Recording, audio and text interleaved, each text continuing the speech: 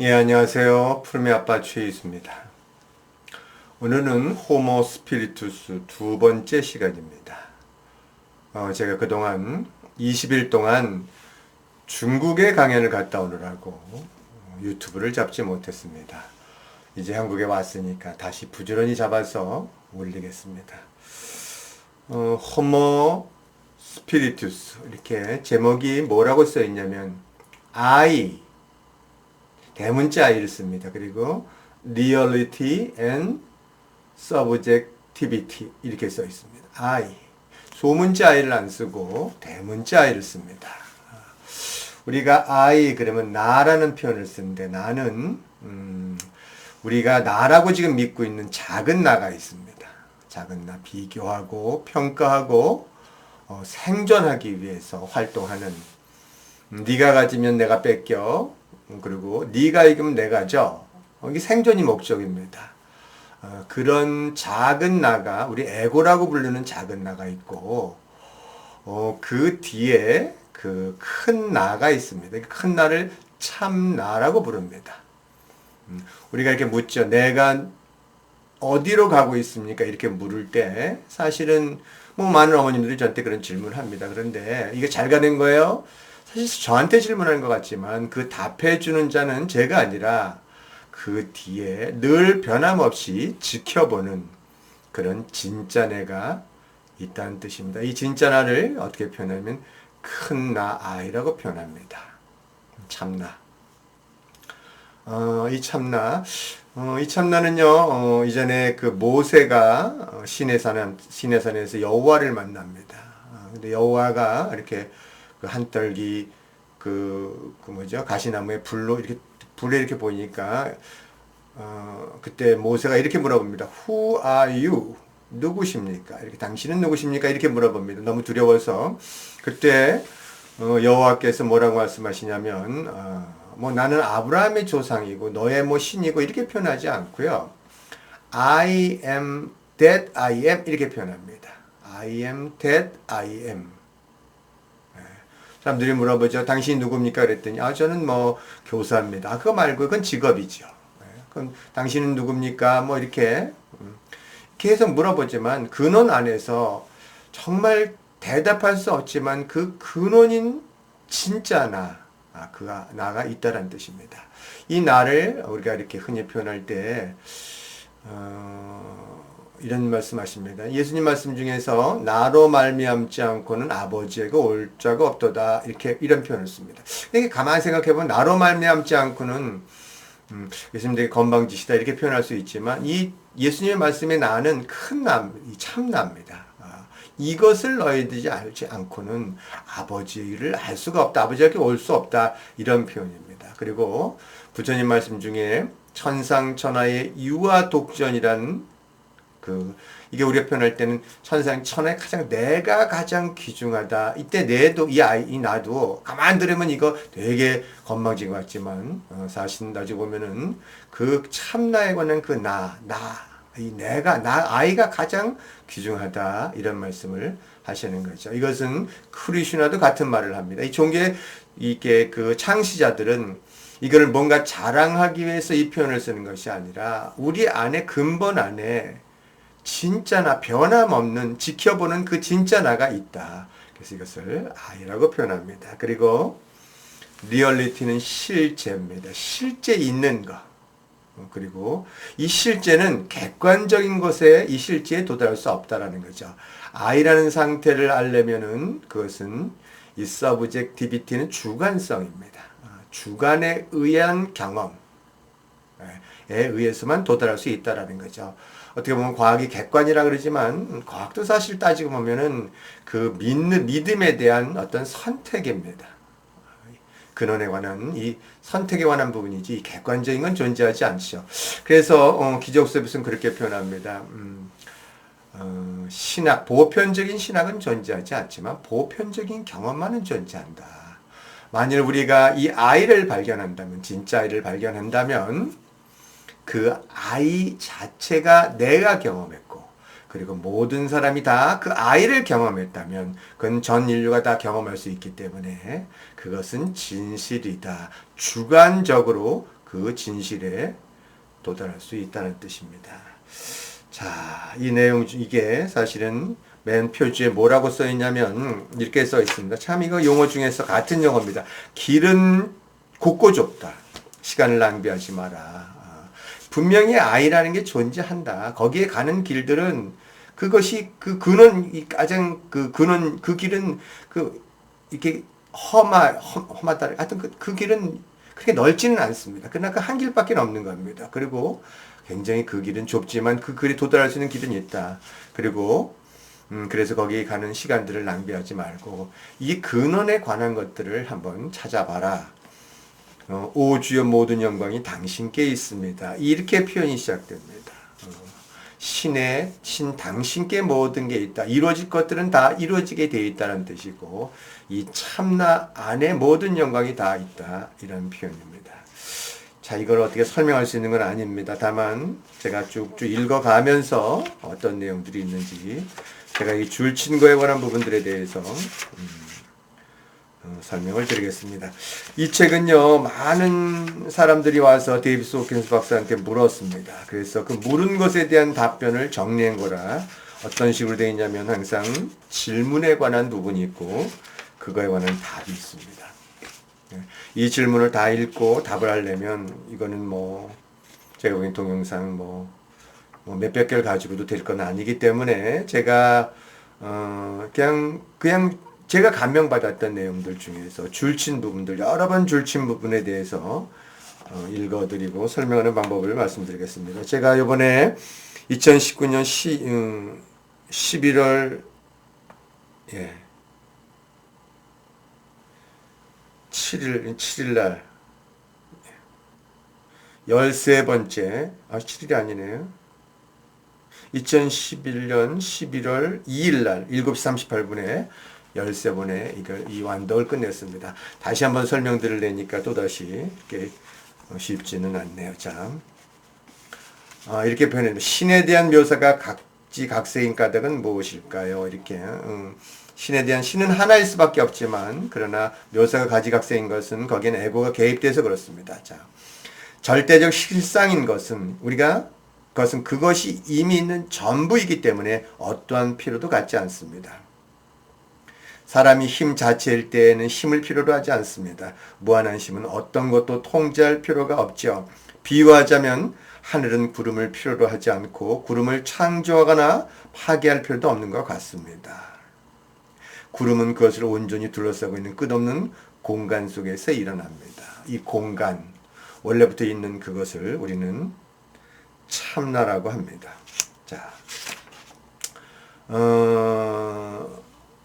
현존은 신이 현존인 신은 지금 항상 존재하는 신은 완성의 기쁨을 불어줍니다. 사랑은 여기서 이 참나의 성질을 뭐라고 표현했냐면 사랑은 신의 한 성질이 아니라 바로 신의 본질입니다. 현존에는 남이라는 감각이 없습니다. 신은 결코 끝나지 않는 현재의 전부를 감싸는 실상이죠. 두려워하거나 기쁘게 해줄 남은 없습니다. 신이 누구를 질투하거나 평가하거나 판단하거나 심판하는 그런 경우는 없다는 뜻입니다. 그런 걸 필요로 하지 않다라는 거죠. 공간 속에서 모든 구름이 일어나듯이 그냥 일어날 뿐입니다. 근데 이 신은 가만히 보니까 뭐라고 설명할 수밖에 없냐? 사랑 그 자체라는 것밖에는 어떻게 설명할 방법이 없다는 뜻입니다. 그래서 애초에 신 안에 죄라는 게 존재할 수는 없다는 뜻입니다. 우리가 신에게 아첨할 이유도 없고 그럴 필요도 없다라는 거죠. 신이 사랑이라는 이 부분 원래 사랑은 생명을 살립니다. 그래서 우리가 여기서 신이라는 단어를 썼는데 이게 오해가 있기 때문에 신에 관한 여러 역사적인 그런 과정 속에서 신을 빌미로 해서 침략하고 여러 가지 어떤 에고에 관한 특성들이 일어났기 때문에 여기서는 신보다는 참나라는 용어를 좀 쓰고 있는 겁니다. 어떻게 생각해도 상관없습니다. 신이라고 생각해도 상관없고 전 우주라고 생각해도 상관없고 그것이 집단 무의식이라고 해도 상관없고 어떻든 간에 뭔가는 있다란 뜻입니다. 그것을 우리는 경험으로 찾을 수 있는데 그것이 그 전 우주가 근본적으로 사랑이란 뜻입니다. 우리가 지금 현재로 존재하는 그런 것도 사실을 따지고 나면 신의 사랑이 없이는 존재할 수 없습니다. 우주에 단 하나라도 어긋남이 있다면 존재할 수 없다라는 거. 사랑은 늘 생명을 살리게 되죠. 지금 저라는 존재가 탄생될 때는 수많은 인연에 의해서 하나의 어긋남이 없이 그런 인연이 맺어졌기 때문에 그래서 우주에는 하나의 우연도 없다라고 표현하는 겁니다. 그래서 저라는 사람이 존재합니다. 이건 과학적으로도 설명할 수 있죠. 예를 들어서 엄마의 난자와 아빠의 정자가 어긋났다면 저로서는 태어날 수 없습니다. 그리고 그런 면에서 우리 조상 중에 한 사람이 누가 있었는데 길을 가다가 예를 들어서 뭐 표범이 우리 조상을 잡아먹으려고 그랬다. 근데 길을 가는 그런 과정 속에 표범이 살금살금 접근하는데 나뭇잎이 떨어져서 바스락 소리를 듣고 우리 조상이 살아남았다. 그래서 오늘 제가 있는 거라면 여러분 나뭇잎이 떨어지려면 사실 중력이 바람이 불어야 되고 중력이 작용해야 됩니다. 그런데 중력이 작용하려면 지구는 돌아야 되고 그리고 전 우주의 균형이 잡힐 때만 그때만 그런 일이 일어나게 되어 있습니다. 그 모든 것 일어나는 거 설명할 수 없고 알 수도 없지만 그러나 뭐라고 우리는 그냥 추측해서 얘기할 수 있는 그런 모든 것들이 이루어져서야 오히려 저라는 존재가 지금 여기 존재한다는 거죠. 그 생명을 살리는 것 그것은 우리는 다른 언어로 사랑이라고 표현하는 겁니다. 자. 근데 여기서 이제 물어봤습니다. 그 스승에 관한 부분들을 좀 여기서 묻고 있는 겁니다. 자, 그렇다면, 여러 종교들에 관한 부분들 쭉 얘기했는데, 그럼 어떤 스승이 있는가, 이렇게, 그 스승에 대해서, 왜 종교가 또 이렇게 다른가, 이렇게 물어보는데, 사실 종교는 종교 나름대로 그 굉장히 다양한 에고들이 개입되어 있는데, 그 중에 어떤 그러면 종교에 관한 그 믿음을 가져야 되는가, 스승은 어떤 사람인가, 인 거죠. 여기서는 스승을 이렇게 표현했습니다. 300대의 가르침은 자발성과 개인적 힘의 열정적 사용을 격려해줍니다. 때로는 열정적으로 몰두하는 집단이 그보다 수준 높은 교본을 읽는 것보다 큰 도움이 되죠. 그래서 한 집단이 스승이 될 수 있다는 뜻입니다. 자, 그런데 스승에는 두 종류의 스승이 있다라고 표현합니다. 한 종류의 스승은 굉장히 이 지식이 많은 스승이 있습니다. 그래서 항상 그 스승에 관한 부분들은 잘 가르쳐 줍니다. 이렇게 해서 의식이 성장해 가는 거 이렇게 잘 설명을 해 주는데 사실 우리는 그 자체의 참나에 대한 경험을 못 했던 그런 스승도 있습니다. 그분들도 스승입니다. 스키를 잘 타지 못하지만 스키 타는 법에 대해서는 잘 가르치는 스승이 한 분 있고 그러나 스키 가르치는 법은 영 잘 모릅니다. 그런데 스키는 잘 타는 스승이 있는 거죠. 베토벤은 뭐 사람을 잘 가르치는 사람은 아니었던 것 같아요. 그러나 작곡에는 엄청난 그런 재능이 있었던 스승이죠. 자, 완벽한 스승은 인내심을 갖고 다양한 수준의 진실을 그것이 자명해지는 그런 방식으로 맥락화함으로써 설명해 줄 것입니다. 이런 능력은 스승이 모든 의식 수준을 잘 알 뿐만 아니라 매 수준에서 일어나는 문제들에 대해 잘 알고 있음을 의미합니다. 그 밖에도 완벽한 스승은 각 수준의 문 앞을 지키는 고유한 이원성과 위치성들과 함께 결과적 대립성들을 해소시킨 일을 도와줍니다. 여기서는 처음에는 이 용어가 참 어렵습니다. 이원성이라는 그 단어와 위치성이라는 단어들이 굉장히 어렵습니다. 그러나 나중에 설명을 쭉 듣다 보면 이런 것들이 지금 이원성이구나. 우리는 에고는 이원성을 갖는다라고 표현합니다. 성장은 에고의 이원성에서 영의 일원성으로 가는 것을 성장이라고 불렀습니다. 이원성이라는 단어는 너와 나가 지금 따로 있다. 이렇게 이 주체와 객체가 분리된 두 상태를 말합니다. 사실 우리 에고라는 단어를 쓰는데 심리학에서의 에고는 일상생활을 잘할 때는 이 에고가 굉장히 중요합니다. 그것은 동물성에서 기인한 거기 때문에 심리학에서는 에고, 슈퍼에고, 에고, 이드라고 얘기할 때 원본능 이드, 슈퍼에고, 초자 이 에고가 이 둘 사이의 조화를 이루면서 일상생활을 잘할 수 있게끔 해주지만 사람께는 참 좋은 거지만 그러나 영적 성장에는 방해가 되는 게 사실 에고입니다. 왜냐하면 너와 내가 이미 나눠져 있기 때문에 원래 나는 참 나는 하나입니다. 이걸 불교에서는 뭐라고 표현했냐면 불이란 단어를 썼습니다. 둘이 아니다. 마음이 나는 하나다 그러면 이미 둘로 그러면 뭐야 둘이잖아 이렇게 마음이 나눠지지만 참 희한합니다. 둘이 아니다 그러면 그럼 뭐야 하나지 이렇게 마음이 하나를 강조할 때 불이라는 단어를 쓰는데 영은 하나입니다. 사랑은 하나예요.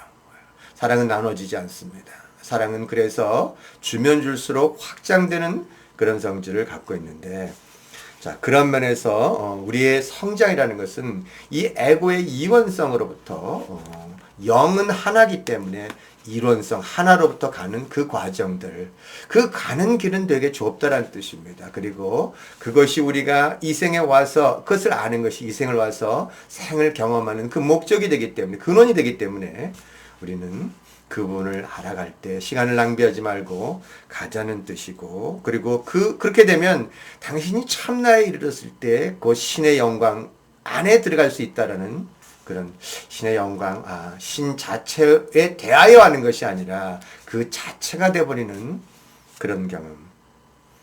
사실 저는 이거에 대한 이 상태, 신과 하나가 되는 이 경험에 대한 부분들은 가는 길은 어떻게 간다라고 말씀해 줄 수 있지만 그렇게 어떻게 줄어드는지에 관한 부분들, 사라지는지에 관한 걸 말씀드렸지만 그러나 아주 깊은 것에 대해서 아직까지는 하나됨에 관한 이 부분까지는 같다라고 말씀드리지는 못합니다. 자, 그런데요, 그 스승은 각 의식 단계마다 스승이 따로 있습니다. 오히려요, 푸르미 교육을 쫓아왔던 그런 분들은 제 말보다는 바로 앞에서 깨달았던 분들이, 알았던 분들이 많아지면 그것이 훨씬 더 힘을 발휘합니다. 왜냐하면 앞에 가는 자는 뒤에 있는 사람한테 보면 스승이고, 그리고 또 뒤에 있는 자는 그 뒤에 오는 자에 보면 스승이기 때문에 결국 우리는 제자이면서 또한 스승일 수밖에 없다는 거죠. 자, 그러나 스승은 모에 의한, 문헌에 의한, 아니면 다른 것에 근거해서 자기를 이렇게 선언하는 것이 아니라 스승의 지식은 오직 깨달음에 동반되어 깨달음의 징표인 진실의 내적 드러남에서 나온 것이어야 합니다. 이런 뜻입니다. 스승은 자신 안에 깨달음이 곧 그것이 근거입니다. 누구에 의해서, 누구의 뭐에 의해서가 아니라 자기 안의 깨달음에 대해서 그 선언을 하게 되고 그건 깨달은 거기 때문에 아는 거기 때문에 그것은 내가 누구다 이래서 난 이렇게 자랑한다 이것이 아니라 그냥 그것에 대한 선언을 할 수밖에 없는 겁니다. 그리고 그 뒤에 오는 자들은 같은 경험들을 하게 되어 있는 거죠. 자, 드러난 진실의 절대적 주관성, 이 절대 주관성에 의해서만 지금 우리는 참내에 도달할 수 있다 그랬습니다. 자, 이 말은 주관성은 오직 에고에서만 비롯된 온갖 고려나 불확실성을 배제합니다. 에고가 붕괴될 때 모든 논쟁이 그치고 그 자리에 침묵이 들었습니다. 의심이 바로 에고입니다. 종교가 왜 이렇게 다양하냐 물어봤더니 그 안에 여러 의심들이 있는 에고가 있기 때문에 그렇다는 뜻입니다. 여기 이런 단어도 있습니다. 깨달은 스승은 외부의 확증을 필요로 하지 않습니다. 따라서 누가 뭐라고 얘기하든 간에 그 깨달음에 관한 자기 얘기를 할 수밖에 없다는 뜻인 거죠. 에고는 1차적으로 복잡한 의심의 구조를 할 수 있고 풀 수 없는 문제와 질문들, 관심거리들을 끊임없이 만들어내며 계속 돌아가고 있죠. 에고가 참나의 반영인 절대적 진실의 압도적 확실성과 접하게 될 때 에고는 붕괴하고 말 그대로 죽습니다. 이것이 사실상 유일하게 가능한 진짜 죽음이며 환상적 자기만이 그런 죽음을 맞을 수 있습니다. 이런 표현을 썼습니다. 이거는요 우리가 죽음을 얘기할 때 몸이 죽는다라는 단어를 쓸 때 사실 몸이 죽는다라는 표현을 쓰지는 않아요. 그거는 죽는다는 표현은 그냥 몸이 눕는다라고 표현합니다. 그냥 기능을 다 하고 누웠을 뿐이다라는 거죠. 그러나 진짜 죽음은 이 상대적인 그리고 의심이 많은 에고가 절대적 진실성에 관한 그 빛 앞에 사라질 때 우리 절대적 진실이라는 단어는 빛이라는 단어를 씁니다. 사랑은 추상이기 때문에 그 추상에 관한 부분들을 우리가 감각으로 느낄 수 있는 것은 그건 빛밖에 없잖아요. 그래서 이 압도적 확실성과 접하게 될 때 이게 주관적으로 이 경험을 하게 될 때 에고는 붕괴되고 말 그대로 죽습니다. 에고가 사라지는 이 경험이 있다라는 거죠. 우리가 배려 깊은 사랑을 할 때는 이 에고에 대한 부분이 정제되는, 그래서 에고가 많이 정제돼서 이 에고가 더 이상 작동되는 걸 지켜보고 있고, 내 안에 있는 사랑에 머물고 있을 때, 이 절대적인 이 조건이 없는 그런 사랑에 머물고 있을 때 사실 우리는 그것을 천국이라고 부릅니다.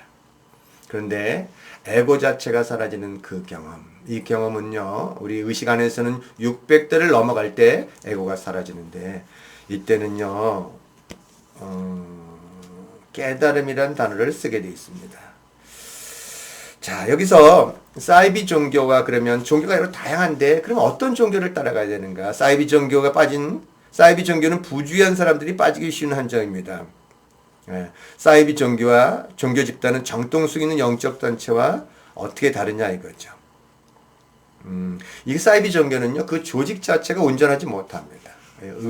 온전하지 못하고 그다음에 200 아래에 있다라는 거죠. 그래서 이 사이비 종교를 금방 구별하는 방법은 뭐냐면, 사이비 종교의 특성이 자명해지게 됩니다. 이게 식별력이 생기면 1차적으로 그러한 집단은 착취적이라는 뜻입니다. 지도자는 전형적으로 통제하려고 합니다.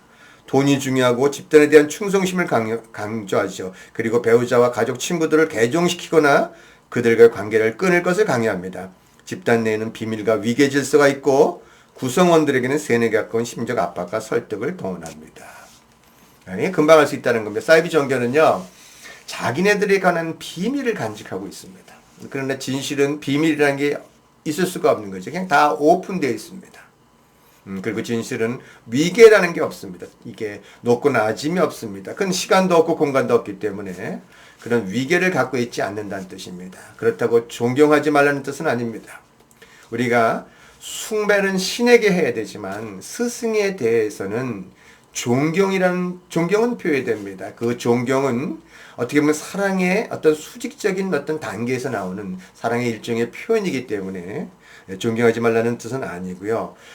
사이비 종교는 일단은 착취적이라는 거, 그 안에는 반드시 뭔가 뜯어내는 게 있다는 뜻입니다. 그래서 이렇게 표현해요. 단순한 존경보다는 요란한 감탄을 터트리는 경향이 있습니다. 어떤 어머님이 이런 글을 올리더라고요. 제가 중국 갔다 오니까 남편이 교주님 오셨다 이렇게 교주님 오셨냐 이런 얘기를 하는 거예요. 그래서 제가 이따가 와, 그 남편 참 유머 감각 뛰어나다. 예. 제 목소리가 목사님 비슷한 목소리라 아마 그런 표현들이 종종 나오는 것 같아요. 예. 저는 교주는 아닙니다. 제가 뭐 종교를 창시한 건 없습니다. 다만 교육에 관한 부분 안에서 사랑에 관한 얘기를 하고 있는 겁니다. 자, 헌신자들은 순진한 신뢰와 잘못된 믿음 때문에 착취당하고 조종당합니다. 이렇게 표현되어 있습니다. 열매를 보면 그 나무를 알 수 있다고 하죠. 신의 열매는 위에서 열받은 거는 대조적으로 거기에는 무슨 독점이라든가 질투라든가 무슨 광증이라든가 무슨 뭐 1급, 2급, 3급 뭐 마스터 이런 거 자체 없다는 뜻입니다. 호칭이 그런 거 없다는 뜻입니다. 예, 그리고 저 어디 편에서 온다라는 거 이런 것도 없다라는 거죠. 신의 열매는 그런 것과는 대조적으로 이것을 표현합니다. 아름다움, 사랑, 아름다움도 사랑의 표현이죠. 기쁨, 용서, 연민, 평화, 자유를 갖다 줍니다. 예. 우리가 성장하면 성장할수록요, 이거를 향유하게 되어 있습니다. 아름다움, 아름다움 그 자체, 예. 거기는 어떤 차이가 없습니다. 아름다움. 여러분, 이구아나가 아름다워요. 제가 이런 얘기합니다. 이구아나 보면 징그럽다고 하는 부분이 있는데, 사실은 이렇게 이구아나 이렇게 걷잖아요. 예. 가만히 생각해보면 아름답습니다. 왜냐하면 그건 존재가 갖는 아름다움입니다. 그렇게 걸을 수 있는 생물은 존재하지 않습니다. 뭐 사람처럼 꼭 그렇게 걸어야만 아름다운 건 아니라는 거죠. 가만 보면 존재 자체에 이미 아름다움이 깃들어 있다는 뜻입니다. 그래서 아름다움은 분석하거나 뭐 생각해서 할 수 있는, 느낄 수 있는 게 아니라는 뜻이죠. 일몰의 아름다움을 뭐라고 표현합니까? 그냥 아름다운 거죠. 그걸 뭐 그냥 설명이 들어가면, 자, 아름다움이 사라지죠. 신의 열매는 어떤 거라고요? 사랑, 사랑, 기쁨, 그래서 항상 늘 기뻐하라 이런 뜻입니다. 늘 기뻐하라. 항상 기쁩니다. 이거 기쁘다는 얘기냐? 나중에 술 먹어서 기쁜 거 아닙니다. 그냥 존재 자체에 머물고만 있어도 늘 기쁨이 넘쳐납니다. 이게 좀 더 애고가 정화되고 나면은, 그리고 연민, 인류에 대한 연민입니다. 전 인류를 사랑하는 그 마음, 그 안속에는 마음속에 서로 이렇게 아픔을 함께하는 그 마음, 그걸 연민이라고 하죠. 그 다음에 조금 더 높은 의식이 평화, 평온입니다. 그리고 자유. 예, 두려움은 자유를 주지 않죠. 그러나 사랑은 늘 자유를 줍니다. 이것이 신의 열매라는 거죠. 이런 속성을 가지고 있다면 그것은 어떻게 보면 제대로 된 종교 집단이고, 그런 데서는 함께 하면서 이렇게 성장을 같이 해도 괜찮다는 뜻입니다. 자, 일부 종교에서도 뭐 그런 사이비 종교와 별 차이가 없어 보이는 것들이 있습니다. 이렇게 표현합니다. 그런 것들이 있습니다. 그러나 모든 종교가 다 그런 건 아니죠. 이 책에는요, 뭐라고 써 있냐면, 제가 보기에는 이 파벌주의하고 그다음에 경쟁하고 뭐 통제하는 그런 집단들에 의해서 굉장히 이 공격을 많이 받은 것 같아요. 그래서 이 어설픈 분들은 읽지 말라 그럽니다. 이 뭐라고 경고가 나와 있냐면, 전통적 종교주의나 영적으로 소심한 이들에게 경고합니다. 이렇게 나와 있습니다. 이 책에서 제시하는 내용은 불편한 것이 될 수 있으므로 피하는 것이 나을 것입니다. 이 책의 가르침은 깨달음으로서의 신을 찾고 있는 진작에 몰두하는 영적 제자들을 위한 것입니다. 철저한 진실을 통해 깨달음에 이르는 길은 힘들 뿐만 아니라 모든 신년체계를 전부 내말 것을 요구합니다. 오직 그렇게 할 때만 궁극적 실상을 그토록 찾아 헤맸던 지구의 나로서, 실상은 그토록 찾아 헤맸던 지구의 나로서의 모습을 드러냅니다. 여기서 제시하는 내용은 참나인 무한한 나의 전망에서 나온 것입니다. 이렇게 표현했습니다. 하도 공격을 많이 받았는지 제가 보기에는 어설픈 종교주의자들은 읽지 말라고 합니다. 재미있습니다. 예. 자, 뭐라 했냐면, 그럼 구도자는 어떠냐 이거죠. 구도자는 판단하지 않고 관찰하고 알게 되는 법을 배웁니다. 하나의 위치가 다른 위치보다 더 나은 것도 아니며 그저 다른 맥락화를 나타낼 뿐이죠.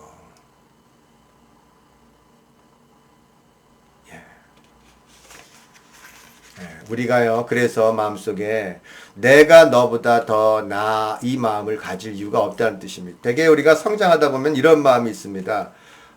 이렇게 우리가 지금 이제 영에 관한 얘기를 하고 사랑에 관한 얘기를 할 때 그렇게 안 하는 사람을 보고, 아이고, 저거 성장하지 못한 사람들, 이렇게 마음속에 경멸이 있어요. 이거. 근데 또 그런 분들이 푸른 교육을 알지 못해도 애착하는 엄마들 많습니다. 그래서 그거 자만심입니다. 영적 자부심이거든요. 그게 뭐 더 낫고 안 낫고 자체도 없다는 뜻입니다. 그냥 아직까지 그런 상태에 대해서 모르는 거죠. 모를 뿐입니다.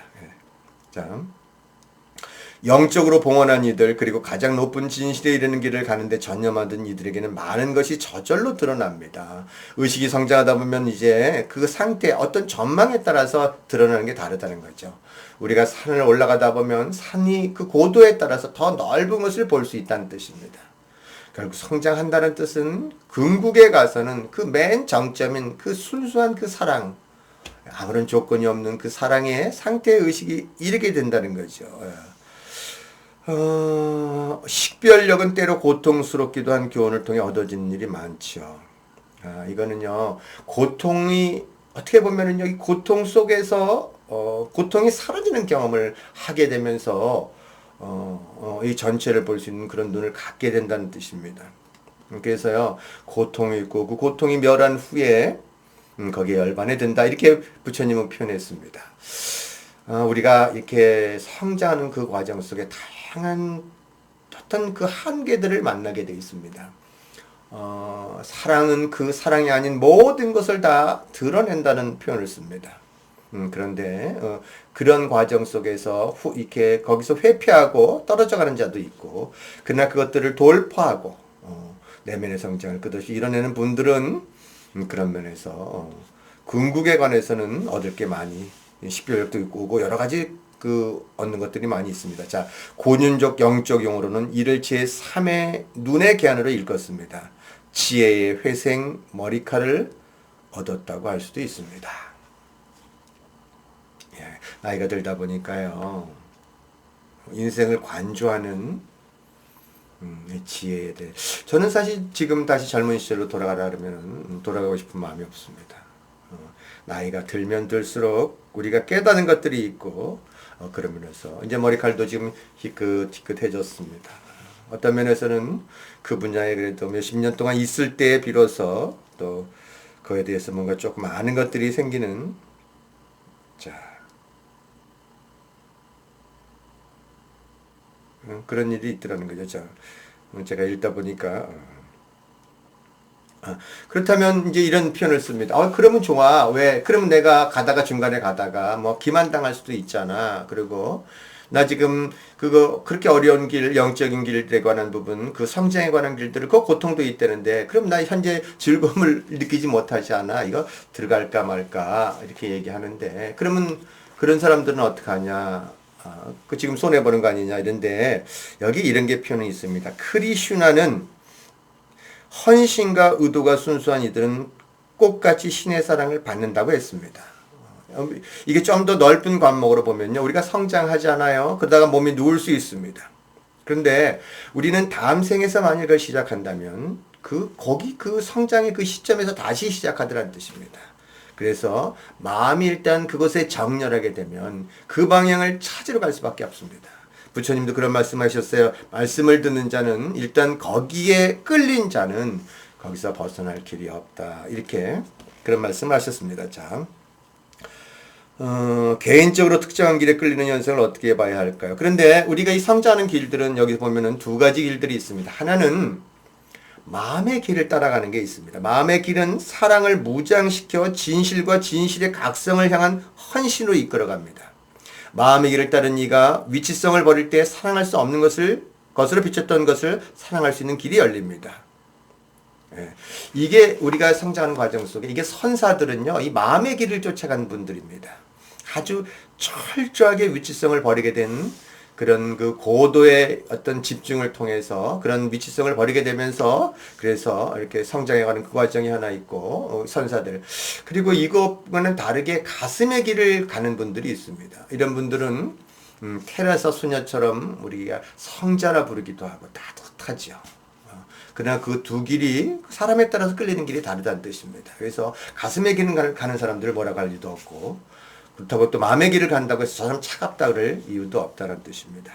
자, 가슴의 길은 그러면 내 안에 사랑 있는 그대로의 사랑을 쫓아간다면 이때는 이원적 지각을 영시로 변형시키는데 그러니까 이원적 지각을 이게 우리가 에고로서 나온 이원적 지각을 영적인 하나라 했습니다. 그 시각으로 변형시키는데 이는 다시 대립성을 초월합니다.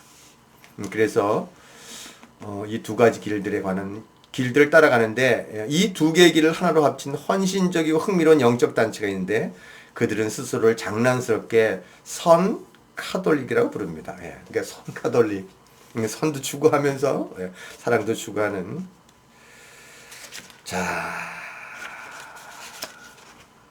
여기서 여기 조금만 더 하고 마무리할게요.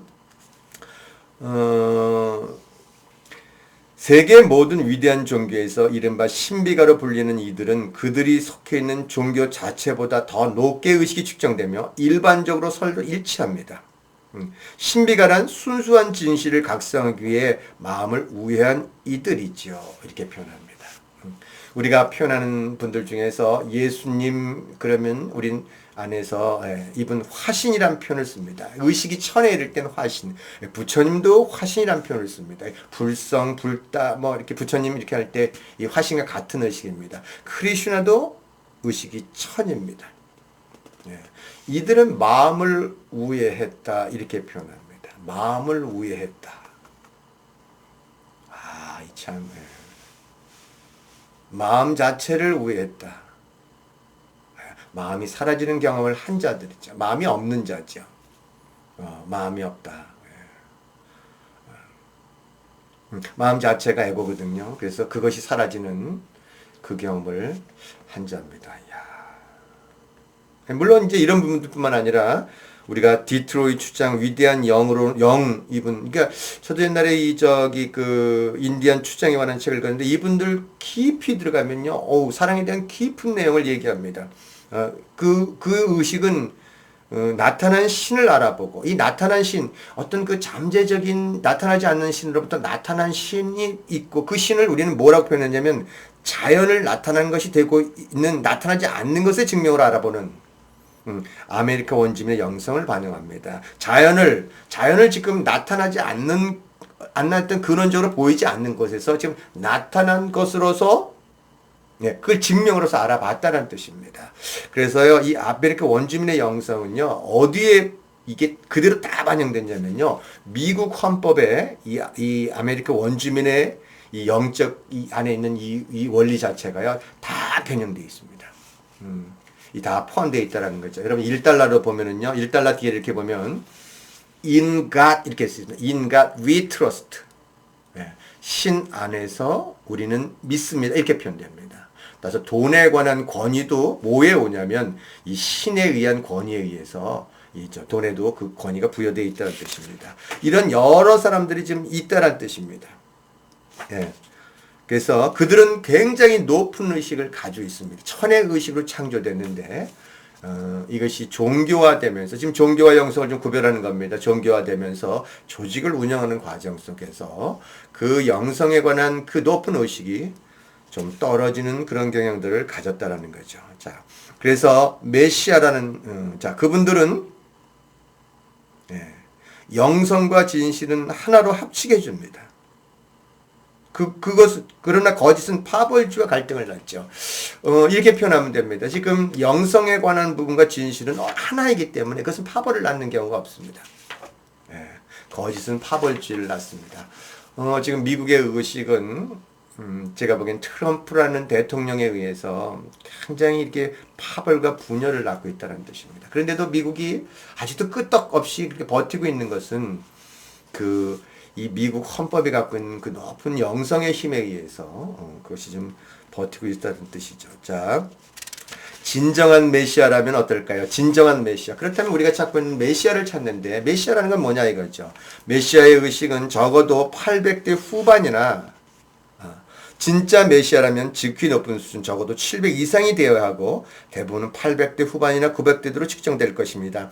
진짜 빛을 가져오는 사람이라면 겸손합니다. 왜냐하면 자기가 모른다는 걸 알고 있기 때문에 성실하며 아첨을 필요로 하지 않습니다. 진짜 선지자에게 주어진 단 하나의 재능은 진실을 설명하는 것이죠. 화신은 그 진실을 반영합니다. 그래서요, 깨달은 자는 표식이 없다라고 합니다. 그냥 가장 평범한 자가 깨달은 자라는 거죠.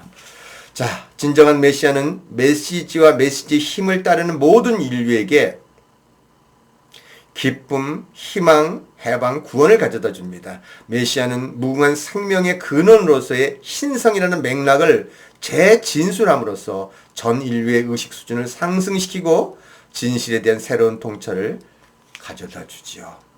화신, 메시아, 깨달은 현인, 구세주, 예수 혹은 붓다는 모두가 신성의 반영입니다. 신성을 표현한 육체에 가졌지만 그 안의 의식은 이미 신성 상태에 이르렀고 그 신성을 표현하고 있다는 뜻입니다. 이 신의 창문들을 통해 신의 힘과 연민이 흘러나와 온 인류를 감싸며 인류의 영적 활력을 재충전시키고 새로운 희망과 기쁨을 불러일으킵니다. 그리하여 진정한 메시아, 화신 혹은 위대한 스승은 모두의 미래에 대한 믿음과 평화를 소생시켜 줍니다. 참, 자,